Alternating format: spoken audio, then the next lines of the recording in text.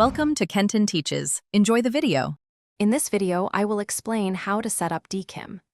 DKIM, or Domain Keys Identified Mail, is an email authentication method designed to detect email spoofing.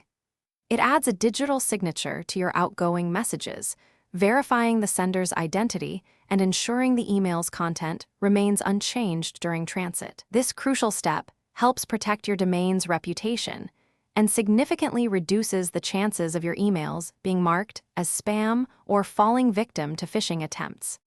To begin, you'll need to generate your DKIM record. This process typically starts within your email service provider's administrative panel or a dedicated DKIM tool.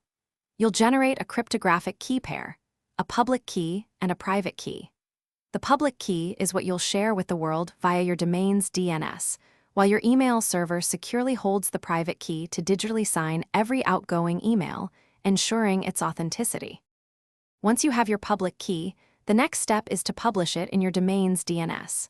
You'll log into your domain registrar or DNS host and create a new TXT record.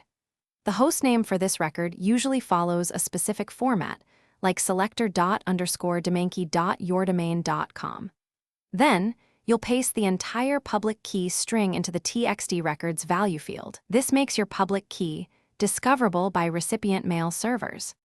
After publishing your DKIM record, it's crucial to verify that everything is working correctly. DNS changes can take up to 48 hours to fully propagate across the internet.